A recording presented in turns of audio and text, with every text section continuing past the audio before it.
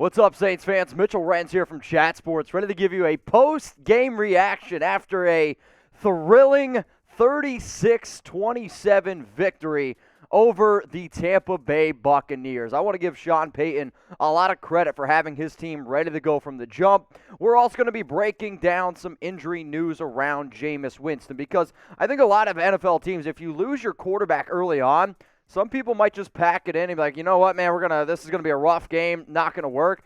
Major credit to Trevor Siemian being able to step in, going toe-to-toe essentially with Brady, the greatest to ever do it. But the Saints defense, a phenomenal game. Alvin Kamara, he was pretty spectacular in this one. And when you see the amount of different players that touch the ball on offense for New Orleans, total team effort. So what would you guys do here? Grade the Saints' performance up against the Tampa Bay Buccaneers. A, B, C, D, or F. Let me know down in the comments. I mean, anytime you come away with a 36-27 victory against the defending Super Bowl champs, against Tom Brady, I'm going to go ahead and give this team an A grade. I mean, it definitely got a little bit spooky, especially when it was 27-26 or whatever the heck it was. And I'm like, oh, no. New Orleans are going to lose this game. Tampa Bay is going to figure out a way to win. Then it was 29-27, and I'm sitting here in the office, and I'm like, you're giving Tom Brady a minute 40 with a timeout remaining, and all he needs is a field goal. Tampa's going to win this game. I was wrong. I took the L. I'm giving the Saints an A grade. Let's look at the offense here versus the Bucs. 361 of total yards, 152 on the ground, 209 through the air, 3 touchdowns, no interceptions for the offense. But the main story, I'll say, on the offensive side of the football is the injury to quarterback Jameis Winston.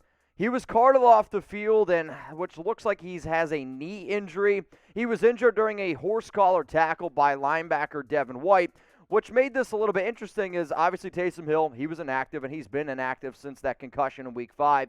Ian Book also not there, so the only person that could come in and play was, in fact, Siemian. Now, before Winston went out with the injury, he was 6-10 for 56 yards and a touchdown. The tackle did look a little bit scary. His left back leg got caught underneath him. If you guys go online and you can kind of see what it looks like. I was going to show you, but I can't get my leg up high, nearly as high. But then Siemian, he ends up stepping in here. 16-29, 159 yards and a touchdown. I mean, this is the perfect game script for Trevor, where he's not the type of quarterback that's going to go out and win you a game. But if you need a solid game manager, then that's what you're looking for. And you can be a game manager when you have a back like Kamara, who had 19 carries, 61 yards, and a touchdown. He also had 3 catches for 15 yards in this game. And speaking of 3 catches, sure, Kevin White, I can't even believe he's still in the league. Kevin White led the team with 1 catch for 38 yards. But I get the whole drama around Michael Thomas, and I get that they're still trying to find like a number 1 receiver. But you had today 5 different players have 3 catches. Kamara, like I just mentioned. Deonta Harris, 3 catches for 35 yards. Tre'Quan Smith, 3 catches, 33 yards, and a touchdown. Garrett Griffin, 3 for 30. Marquez Callaway, 3 for 30. I mean, this is not going to be a team that has one of these big-time players, I think, on the offensive side of the football, minus Kamara, but you need these other receivers to be able to step up, and they did today. So what do you guys think? We're talking a lot about the offense.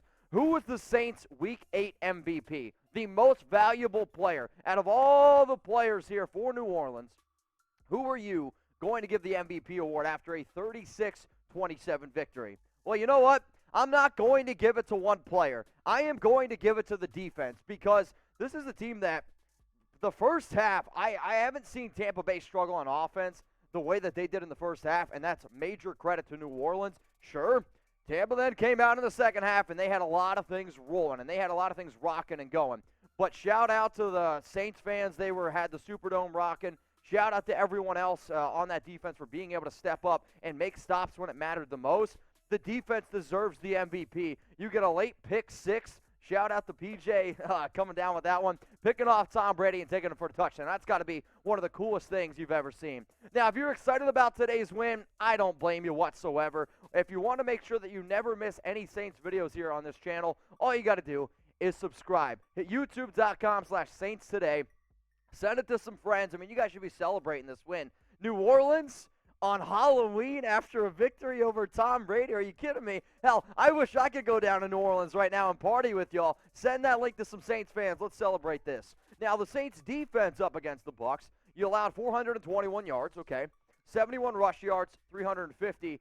Now, sure, you gave up 4 touchdowns, but the story of this game, I really think it came down to turnovers. New Orleans, they didn't go ahead and they didn't turn the ball over. Tom Brady, he had 2 interceptions and a lost fumble. So I guess you could say the Saints went marching all over Brady. Now, usually when I do some of my shows, I say FTB. So I want you guys down in the comments spamming FTB because when it came down to it, the Saints defense got the stops. Now, Brady still was 28 of 40, 375 yards, the 4 touchdowns, the 2 picks, but it's the 3 turnovers.